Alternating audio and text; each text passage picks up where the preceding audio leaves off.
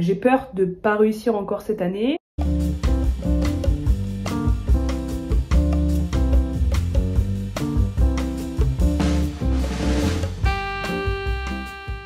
J'ai plein de choses à vous dire dans ce vlog. Hello les amis, bienvenue dans une nouvelle vidéo. J'espère que vous allez bien.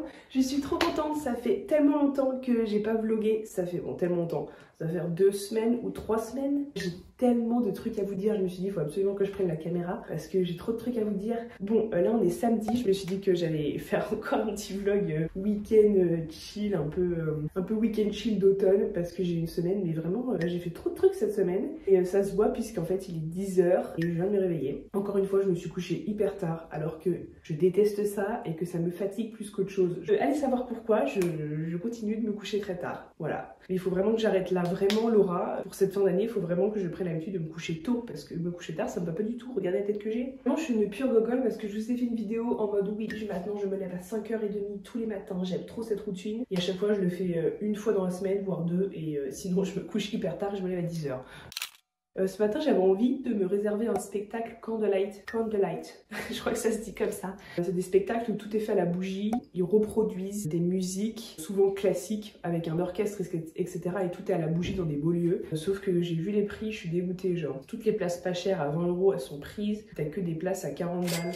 Je suis dégoûtée, je voulais voir, il y avait Coldplay et Ludovico Einaudi, ça se dit comme ça. C'est des trucs que j'aimerais trop voir, j'aimerais trop faire plus souvent ce genre de spectacle de musique classique avec des bougies et tout, je trouve ça trop stylé, ou même des concerts de musique classique, moi j'aimerais trop. Bref, donc voilà, si vous avez des tips pour avoir des spectacles Candlelight pas trop chers, ou des tips pour gagner beaucoup d'argent pour pouvoir aller à ces spectacles, j'aimerais trop. Je vais prendre mes petits compléments alimentaires par contre. Donc comme d'hab, du zinc, huile de foie de morue, vitamine C. Pour l'instant je trouve que ça marche de ouf. Alors après je sais pas combien de temps il faut pour que ça s'imprègne vraiment dans le corps et dans l'organisme. Mais ma peau, depuis que je prends ça, mais excusez-moi, genre j'ai une peau incroyable. C'est dingue. Genre vraiment je sais pas si ça agit, si c'est ça qui agit véritablement ou si je suis dans une good area de skin. Mais c'est incroyable.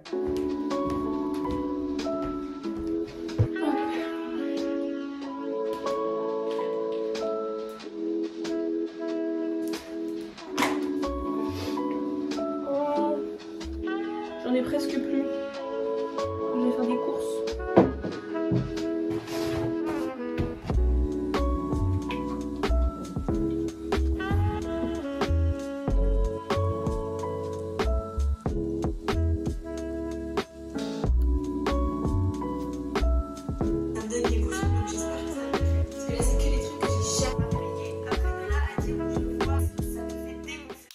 Je vais lire ça, je vais lire Les Vertus de l'échec de Charles Pépin. J'ai acheté ce livre-là en poche il y a une éternité et je l'ai jamais ouvert, je savais même pas qui était Charles Pépin. Donc c'est le moment jamais. En fait il est court, c'est pour ça que je vais le lire parce que j'ai pas envie de me lancer dans la lecture dans un gros pavé, sachant que j'ai du mal à lire en ce moment. Disons que voilà, dès que je refais de la philo, bah, je lis beaucoup moins puisque je passe déjà beaucoup de temps à lire toute la journée. Mais j'ai quand même envie de lire le soir plutôt que de scroller, plutôt que de me faire les reels, même si j'adore les reels, de faire autre chose parce que j'ai un temps d'écran. Je pense que je vous l'avais dit dans une autre vidéo, mais quand je suis seule, mon temps d'écran,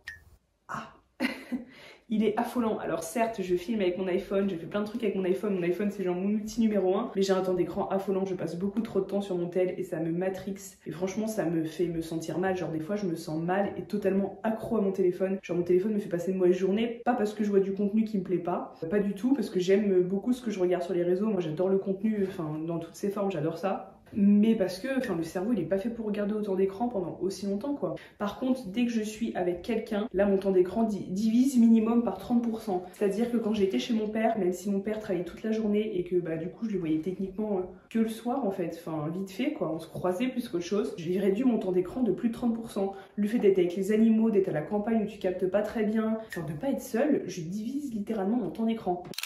En réalité, j'ai acheté il y a 2 semaines ou 3 semaines ces 2 livres-là qui viennent de sortir.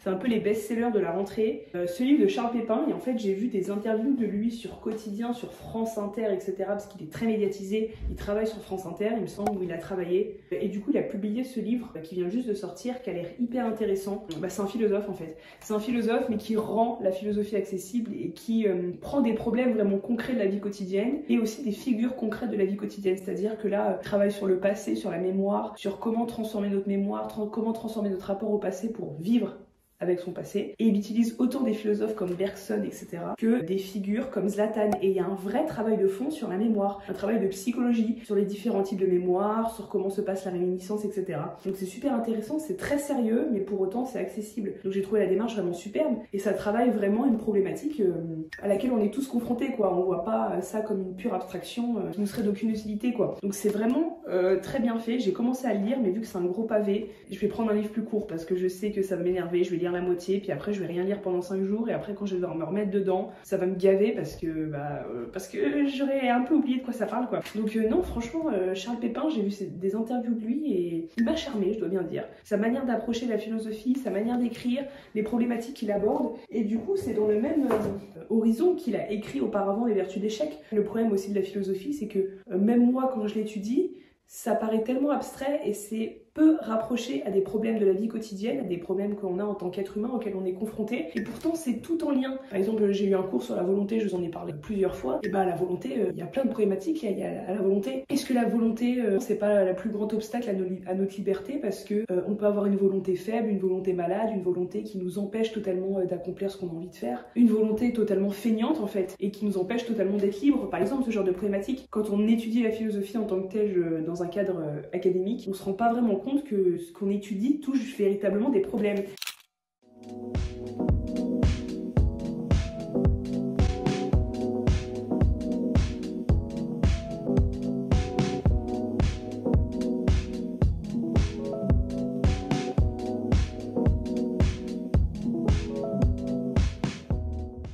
Je viens de faire 2000 crawls sans pause, je suis trop contente. Genre vraiment, c'est pas souvent que je fais 2000 d'un coup sans m'arrêter, sans pause du tout. J'ai la belle Marie de lunettes, je suis trop contente. Je suis trop contente. Là vraiment j'ai les bras en feu, genre vraiment. Ça fait trop du bien. Par contre j'ai trop faim là, faut absolument que je rentre chez moi, il est 13 h, j'en peux plus.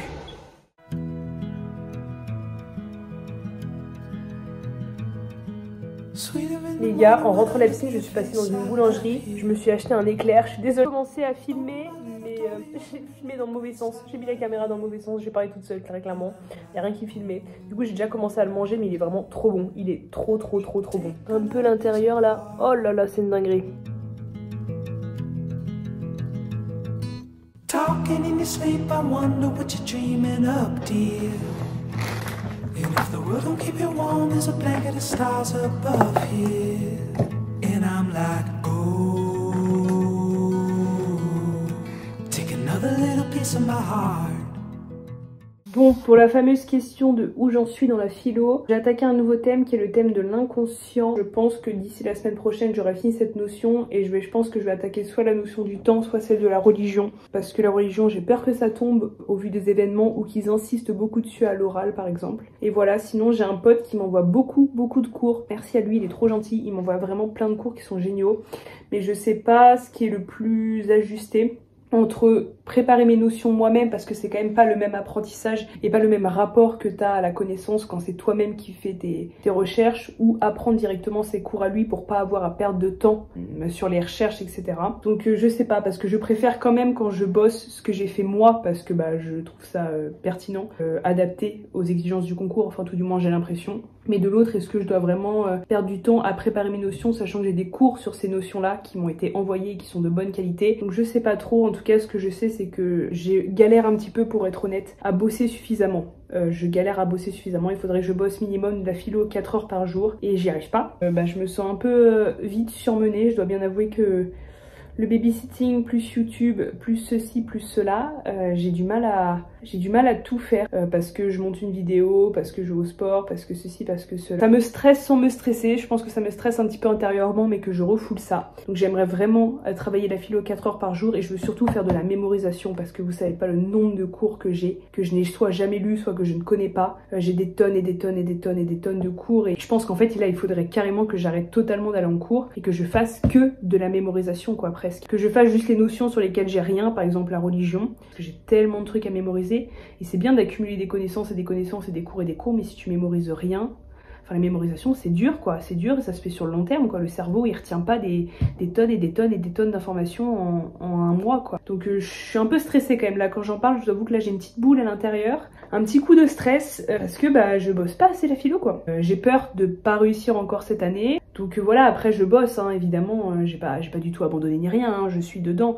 mais je trouve que je suis honnêtement pas assez dedans. Je pense qu'il faudrait vraiment que j'attaque au moins un travail de mémorisation et surtout que je me détende parce que là je me sens submergée alors que calme quoi, j'ai plein de trucs sous la main, ça va aller quoi, ça va aller. Donc voilà, mon cours sur l'inconscient, comme d'hab, une œuvre, bon j'ai pas pris les œuvres classiques qui représentent Édipe et le Sphinx, et la Sphinge plutôt. Une œuvre, du vocabulaire, comme d'hab, les notions corrélatives, pour l'instant j'ai pas tout fait, hein. Les sujets de baccalauréat et après des textes, donc Descartes. L'inconscient, l'avantage c'est que c'est une notion très contemporaine, enfin moderne et contemporaine. Il n'y a pas d'équivalent dans la pensée antique ni Moyen-Âge et très peu dans la pensée moderne, donc ça commence à partir de Freud en fait. Et un peu chez Leibniz, donc dans les petites perceptions chez Leibniz. Toujours des petites œuvres d'art, j'adore ça, j'adore l'art. D'ailleurs celle-là elle est au Louvre apparemment. C'est Galerie des peintures de la Rome moderne. Elle est au Louvre. J'aimerais bien aller la voir. J'aimerais bien aller au Louvre incessamment sous peu. Encore du cours. Un texte sur Hume qui a peut-être pas grand chose à voir avec l'inconscient. Enfin un peu mais pas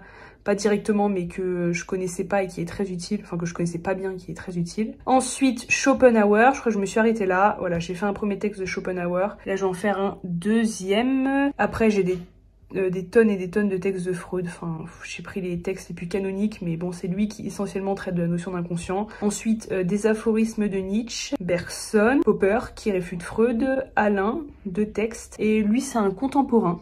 Voilà, j'ai pris un contemporain.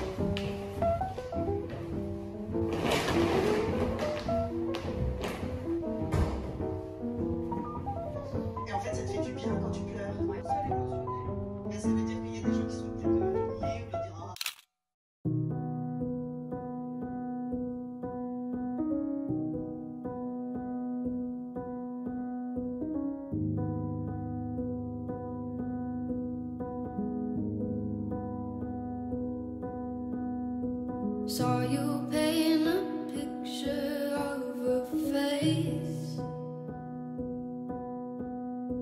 face that wasn't even close to mine. I know I shouldn't be in love, but it's so hard to move on. You haven't changed, you stayed the same. But if you did, I'd still love you anyway.